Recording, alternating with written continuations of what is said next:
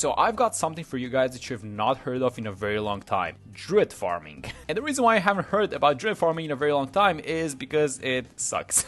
Well, I'm not sure if sucks is the correct term, but let's just say that there are a lot better ways in BT6 to make a lot of money without going through the hassle of Druid farming. Now, the reason why we're going back to Druid farming is because Ninja Kiwi is trying to make Druid farming, well, come back into, or maybe not come back to the meta, but they're trying to offer it as a farming alternative in BT6, and you can see that in one of the recent changes happening in update 47, where Oben's level 5 now also gives a 20% boost to all jungle's bounty abilities. So what this means is that every single ability used within the range of Oben is going to give 20% more money. Now, in the context of Druid farming, I want to mention one more buff that happened in update 42, and it's that they increased the extra range that Oben gives to all of these millipede druids by 20%. It went from 20 to 40%, and this was obviously above targeted to Druid farming again, so that now your jungle's bounty druids can get more farms into their radius and have, you know, bigger abilities. But when it comes to Druid farming, because they belong in a very special category of like the early to mid game farming, so they're not exactly your marketplaces, but they're not your like banana essentials either. The way that I want to approach this is I want to get a couple of farms first, and then we're gonna start buying up the druids. Now, of course, one of the benefits that Druid farming offers is that they're just gonna be cleaning out the small balloons for you, so you don't have to worry about defending.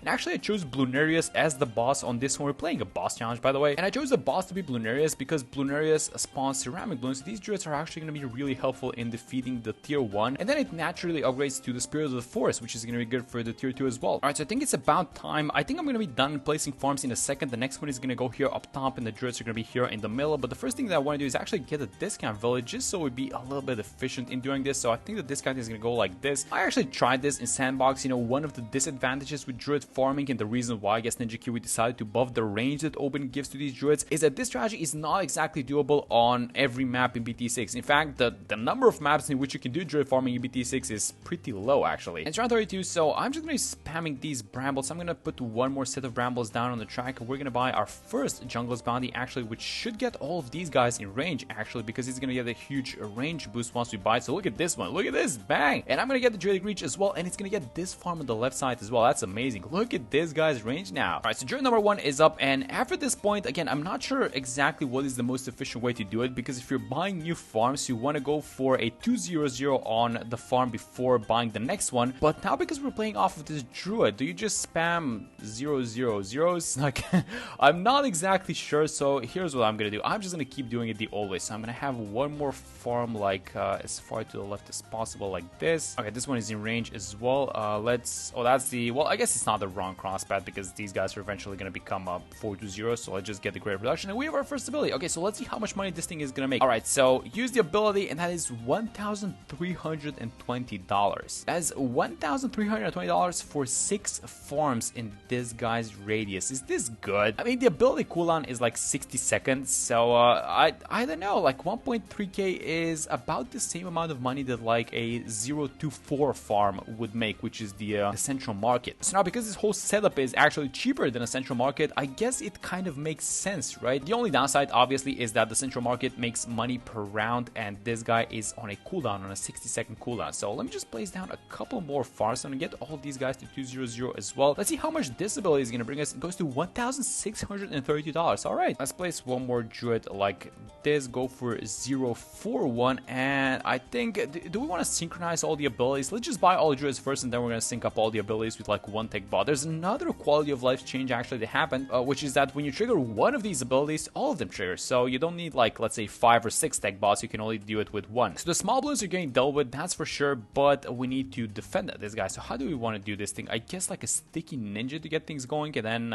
if this is not enough, we can just speed things up by buying something else. So let's go like this. All right, so let's use an ability, and this is going to help us buy the sticky ninja upgrade. This is 1.6k. Let's get the sticky bomb, and then this guy is, his ability is coming off cooldown. So let's see how much this is going to make. Okay, so this gets all of the farms in radius, so it's 1.6k as well. Let's just keep using all these abilities. I'm going to try and get, you know what, let's actually first off get a farm somewhere around here, but make sure we leave some space for some additional druids.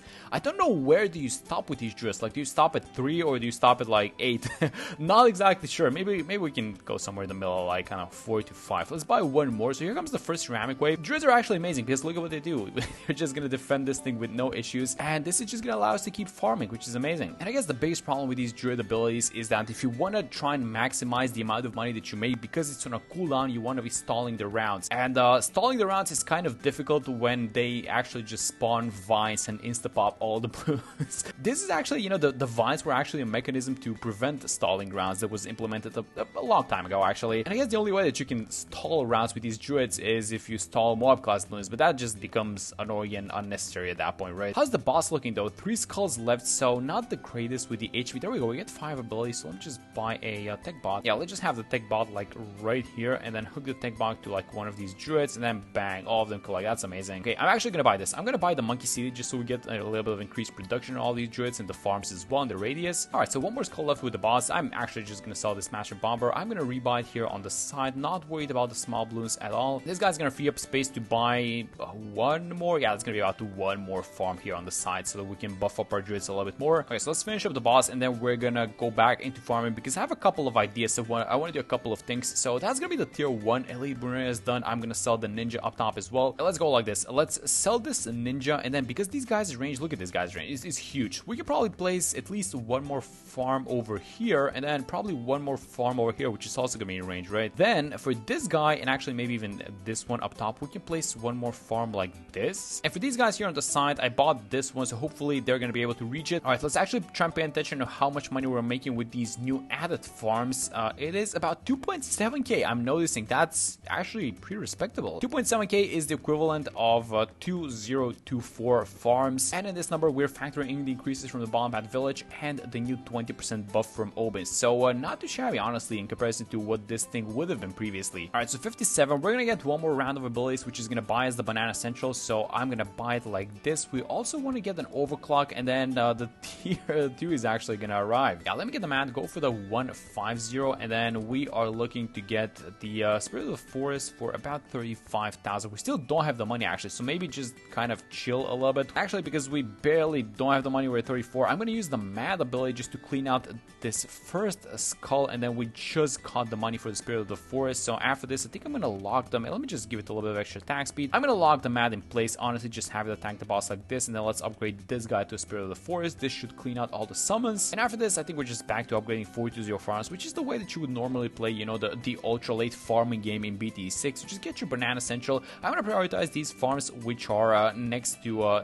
the village. And wait a minute, this is one ability that's not triggering, and it's this one. Wait, so when you buy the Spirit of the Forest, it kind of decouples from these other ones. I don't understand why it does that. Maybe it's on a short cooldown, something like that. All right, so let's unhook the tech bot, and then we're gonna hook it to the Spirit of the Forest, which is hopefully gonna trigger all the rest of the abilities. All right, so let's lock the man in place like here. This is gonna be the last skull, and then I'm just gonna use the mad ability just so we erase the tier 2 boss as fast as possible. And then we're back to farming, so we're gonna be selling the mad, and let's just hook up the tech bot to the Spirit of the Forest. And I think, yeah, it's about time. Let me actually be just a tiny bit more efficient because we're gonna be selling all the farms anyway. So let me get the favorite chase boat. Let's sell this guy. All right, so just take a look at what we have on the screen, and let's just kind of try and compare it to a normal farming boss run. So currently we have the Wall Street, we have the Banana Central, a Monkey City Village, a couple of druids with the Spirit of the Forest, which is by itself, by the way, a decently expensive upgrade, so don't ignore that one. And we're just buying all these 420 farms, and I guess the question is, would you be able to accomplish this with the other farming methods? And I think the answer is yes.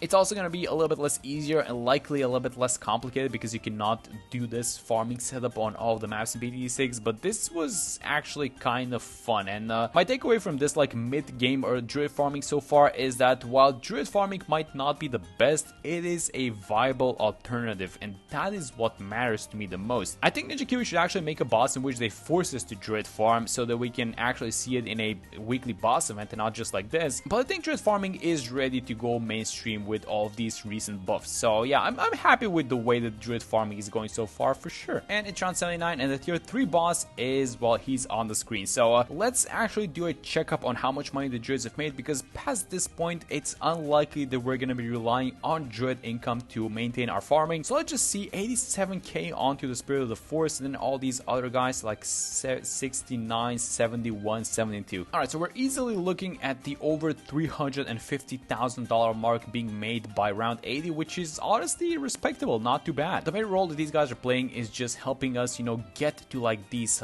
better and more late game type of farming methods like the Banana Central or whatever it's gonna be. So I think in that regard, you know, these druids, they've absolutely did their job pretty well. So yeah, I mean, past this point, druids are actually not even going to be that useful. So if you want to sell them, that's probably not like even going to be a bad idea, just to free up a little bit of space. A little bit of an aspect that we should have in mind with these druids is that they actually helped in defending not only, you know, these small rounds, but the bosses as well. There's a great synergy with the druids and Oben, which gives them camo detection. They can pop every type of bloon, and that's pretty much what druid farming is supposed to be doing, right? It's supposed to be just like helping out a little bit until you can get all of your better farming towers and just the actual farms. And I don't think that anyone is going to be relying on like druid farming in an entire game, you know, up until the end of the game, because this is just like not the way to do it. All right, so these druids' time has expired at this point, but you guys probably want to see me defeat the tier 4 and tier 5 bosses just for completion's sake. So let me show you how I'm going to do that. So for the tier 4, here's what I was thinking. I wanted to get the glaive dominance. I bought a bunch of these sacrificial boomers on the side. I'm going to put the max amount of money possible, and this is going to be in the 60s for sure, I think. Yeah, there we go. That's a 61, and with the help of the 59 dart that we bought for the previous one, yeah, these guys should absolutely melt the boss in a second.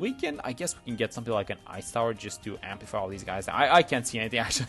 Let's not buy the ice right now. But yeah, these guys just eating through the boss. I love buying the boomerang actually versus Blooneria specifically, because it summons so many bloons, and these projectiles the launches are homing projectiles, so they kind of seek out all these bloons and you don't have to worry about the small ones. Now that is gonna be the tier 4 Bloonerias just getting destroyed, just getting eaten up by both of our primary Paragons. And then do we do like one more primary Paragon? Do we do like the tag for the last? Is that gonna be enough for the tier 5? I don't know. Let's see how the tag is gonna do. I'm gonna get all 3 primary Paragons that we currently have in BT6, but before that, let's sell all of our farms and let's see how much money the druids have made in total. Alright, so 123, 124, 128 on this guy, 131 on this guy, and then look at the Spirit of the Forest, 200k made. That's crazy. Alright, so I think it's time. Let's buy the tank Paragon. Let's put all the money into it. We have about 1.6 million left if necessary. That's gonna be degree 61, and let me finally buy this ice tower that I wanted to buy previously. So go like this, get the bottom cross up because we have a lot of attack speed, and let's just only use primary towers, I guess, in defeating the tier 5 elite Bloonerias. This should be more than enough. I'm gonna hook up actually the tick bot to the tank Paragon. This is gonna be using the abilities on its own. Yeah, so the primary Paragons are doing it, and did the druids do it, guys? What do you think? Is druid farming finally back? Can we actually have this as a reliable way of just going through the early and the mid farming game, just so we can finally get to like the banana central and the other farms? What do you guys think? If you guys tried the druid farming, I would love to hear how you guys feel about this druid farming in general. And yeah, that is gonna be it for this one. Thank you guys so much for watching the video, and I'm gonna see you on the next one.